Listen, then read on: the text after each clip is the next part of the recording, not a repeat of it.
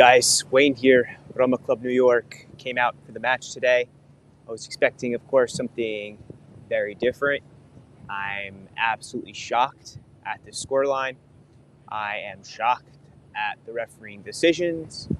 His decisions, I am blown away by how that ball did not end up into the back of the net. I want to see how many people we got in so far. Please write your comments and everything in now. If you're coming into this late after this was recorded, leave some comments and what you think as well. So I want to go and talk about that first half. I felt like it took Roma at least 20 full minutes to get into the match. And this, of course, starts, in my opinion, like as soon as Dybala goes down. As soon as he is pulled out of the starting lineup, the motivation, like the mentality, just drops off, right? And it plummets. And all of a sudden, like the mood changes. I think that's the word I'm looking for within the squad. And immediately you take who's been like the best player in the league and take him out of the starting lineup. Of course, there's going to be a negative effect on that. And finally, I thought we were going to see Pellegrini with Cristante or with Matic. And then it forces the Cristante-Matic partnership. And I think I don't want to say that's where the problems begin. I thought those two held their own today. Matic played 65 minutes. Cristante was in for the entire match, I believe. If not, he came out as a late sub. And they held it in. The good and the bad. Let's start with the good first.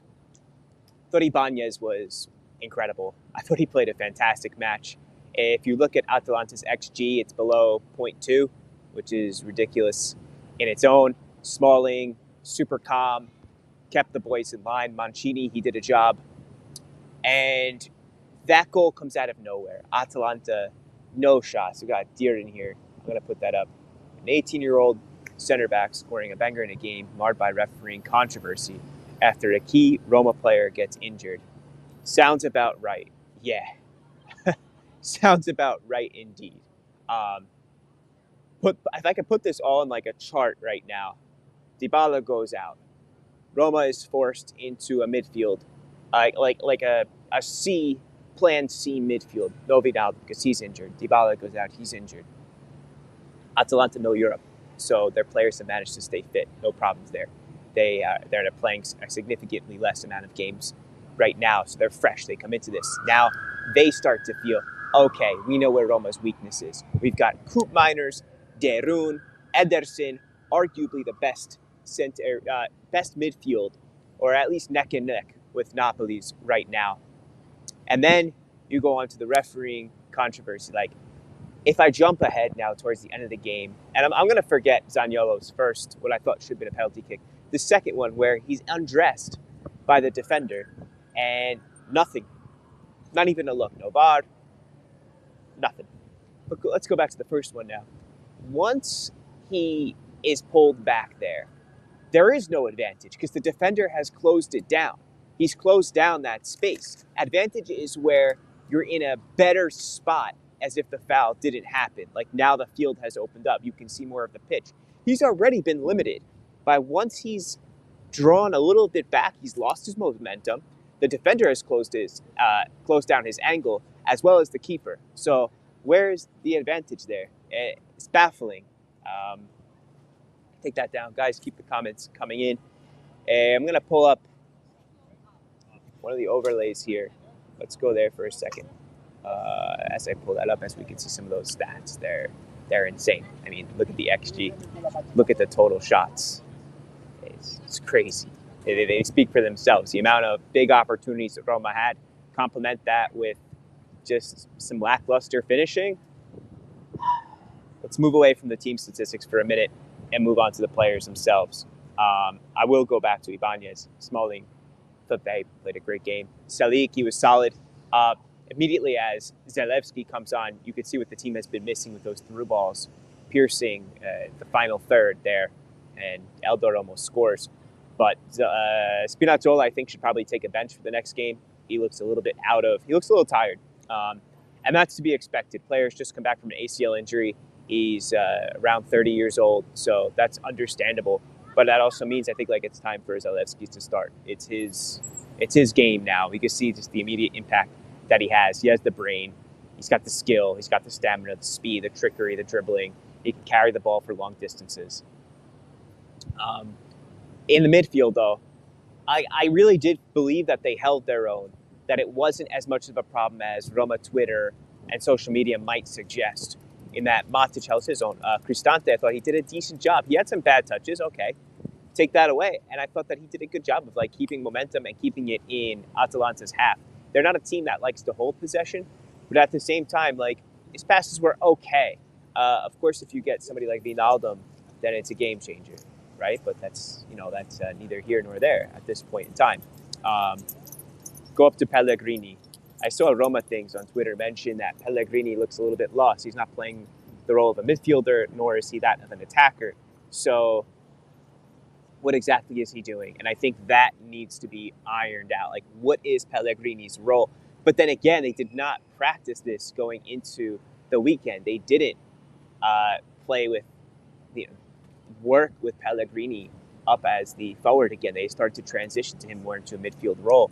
But I think we need to see a little bit more from him there. If he is going to be this versatile player praised by Mourinho, then he's got to show that he really can do all those positions, because today I just thought that he could have done a little bit better. Move on to Zaniolo. I thought he played a great game. His heart, determination, he beat his player so many times. He should have had 2 penalty kicks drawn. I'm going to take that away. And what more could you say? He gets 0 protection from the referees. How many yellow cards does this Atalanta have today? I feel like their entire team was booked. How many more should the referee have given? On another day, another referee, they would have had 2 guys sent off this Atalanta. They played like so chippy, where they really took the momentum out of the game. And that's definitely part of their game plan. But it's just it's so hard to deal with when you keep getting chipped away like that. So it's very frustrating from my point of view. And the referee, though, that's his job to see that. He's the one who has to go into this match and start to say, like, or at least put his foot down and allow the game to ride out and allow it to be played, allow actual football to happen. And when he doesn't impose that and you allow it, well, what does a kid do when you don't tell them to stop? They keep on doing it, and it actually only gets worse. So it's the yellow card. I mean, to not pick up on the fact that Zaniolo was being attacked like just the entire team swarming and trying to take him down, baffles me. Abraham squandered a lot of opportunities today. I'm sure that he's really disappointed going into the dressing room. He's out of form. I think it's time that the Gallo gets a shot at being a starter. Eldor comes on late. He misses a big one. He plays a ball square across. He really didn't have an angle, so I can't blame him for that. But we see even in the dying minutes, just Roma unable to get a clear shot on goal there. But with plenty of opportunities, you have to assume that the boys could have put one in the back of the net. So ultimately, I think this is a really frustrating match. I'm going to go to the comments now. I've got a few coming in. Keep writing them in. Sammy says, I nearly freaking flew from my country to Italy in order to score the goal myself, since no one was able to do it. It's very frustrating. And just FYI, I'm at Roma Club New York here at Keste Pizza on Gold Street in downtown Manhattan. And everyone after the game, absolutely silent. Nobody was talking. Everyone not even looking at themselves, just looking down. My buddy's son he's like 10 or 11 years old. He had his head in his hands. I felt bad. Don Trell says, the team played so well. Everyone played good, even the subs except Tammy. Very tough loss, in my opinion. Undeserved. Don Trell, I really felt the same way. I felt like they all came out to play and put in a decent shift. Okay, Spinazzola didn't give you a Euro 2020 performance. Okay, but he did good enough.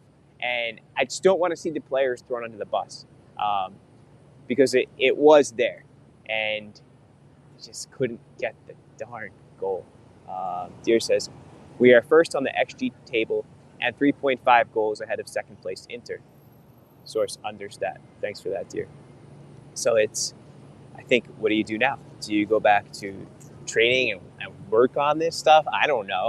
It's been like the same story for several years now, where the XG has been high, yet the ball doesn't go back into the back of the net. We have a striker who lit Serie A on fire last season and now can't get it can't get into the back of the net. So what is the issue? And it's not one. I think it's one that's compounded by Dybala's absence and the mental shift that goes in when he's omitted from the squad, when he can't make it there. I think it's partially through the refereeing, because none of us would be complaining if or be upset if the referee had called just one of those PKs and it went into the back of the net. Then the game becomes open again. Give it to Scalvini, but when you have an XG that's 0.2 or lower, I've never even seen something like that. And I used to run stats for my job.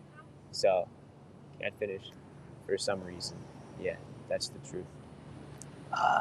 Man, at least the pizza. I had a good pizza today. I'm going to try to focus on my vegetarian pizza, a Coca-Cola, which I don't often drink, but I'm trying to keep that in my mind.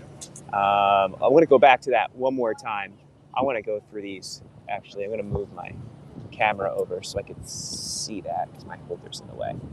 So, 0.18 XG, Atalanta, insane. Total shots 4, big chances 0. Give credit to Smalling and Ibanez then again, and Mancini as well for keeping it quiet. And on to Roma's front. What is that? 2.22. So the XG is actually not super high. But the total shots, 20, big chances 5. Big chances missed, obviously, 5 off of that.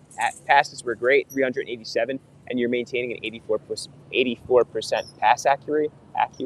Jeez, that's a strong stat there for you. Should Abraham be replaced by Shomorodov? Sina says. I think Belotti has shown just with his effort alone that he deserves a shot to be the starter for at least a few games now. Like if you're a striker, if you're a team that is flush with center forwards, you're talking about 3 center forwards right now. Abraham, Belotti, Eldor. And your one guy, your main guy is not doing it, then get the others in. Yes, I think Belotti needs to, it's not even that he's earned it. He's kind of earned it, but he hasn't scored any big goals and scored a lot yet. So, but you got to try something different. I think that's the takeaway I've got. Also, Sammy says from his side, he needs to stop being passive by keeping the same slow midfielders while better players are sitting on the bench. I wonder if you see Kamara start in the midfield next time. Somebody who is a bit more dynamic, a player who really wants to give the team some vertical play. And I hope that's what he offers. Part of this, as in many seasons, is bad luck. Ronaldo would have made a massive difference today. Would have made a massive difference against Udinese, against Juventus. It's like we've needed that player. And for him to be hurt, well, I could say that in a way, if it's going to happen when it's in a season where there is the World Cup going, and he'll actually get at least a month and a half extra of recovery. So, thanks, Sammy. That's regarding seeing Kamara come in. So, Bove, I think, is another one that the fans really like to see. There's part of this, not nostalgia, but affinity, this love for Primavera players, the homegrown guys, the players from Rome. And I feel that same way too. I feel that passion for them. I want to see those guys do really good. Maybe it's still a little too early for him to be a set starter, but at the same time, give him a shot. If it's not working and you're not picking up points here today, then maybe they do give that guy a shot, this youngster. Because the one thing forget the Primavera fanboyism for a little bit. I really appreciate the fact that he wants to get up the pitch all the time, get himself into goal-scoring opportunities. I said fanboyism. It's not really fanboyism. It's more like this romanticism. That's the word I'm looking for of Bove. But I also just feel like he has the legs, and he is smart. He's a quality player, so I'd love to see more of him. It's a tough one to accept. 15 minutes in already, and I feel like there's so much to cover, from luck to midfielder, unluckiness, goal-scoring opportunities being squandered, to what else? Bad refereeing, Zaniolo. It's funny. It's an insane thing. It's difficult to deal with as a fan. I posted the graphic before. Unbelievable. Guys, let me know what you think. It's also funny because I'm sitting on a street in New York and everyone's looking at me like, what the hell is he doing?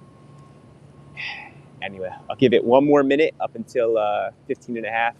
Keep the comments coming on if you'd like. So Roma goes into the break now, the international break. It will be Inter Milan on the back end, if I remember correctly. Brozovic will be missing that one. Around the league, Juventus lost today against Monza. They actually got outplayed too. So at least we're outplaying the team who's in the first spot rather than getting outplayed by the team who's in the last spot. A quality team wins even if they don't play well. That's something you observe in Juventus for the last years and Milan this year. Yeah, so maybe not Juve this year, of course, but Milan for sure, where they have a player like Leao who can just do it on a whim. He can change a game. So we are looking for. I was thinking of that too in the last couple minutes here. Like this team needs somebody who can pull them up by the bootstraps, and when the going gets tough, really show that extra 5% that you need to grind out a victory. Anyway, guys, be back for Inter, of course. I'll be also covering the Azzurri, doing some stuff for that match, a little preview or post-match, not sure which one yet, and covering, and Dontrell says hopefully Milan and Napoli draw. Yeah, I agree with that. I don't think this Atalanta is going to keep up the entire season. I don't feel it. I think they're a good team. They're a 5th or 6th spot team, but I don't think that they will be a threat for the top 4. Just don't get that. Anyway, guys, I'll be back soon. You'll get the alerts, set the alerts, and subscribe, all that good stuff. Give it a like. Thanks, guys.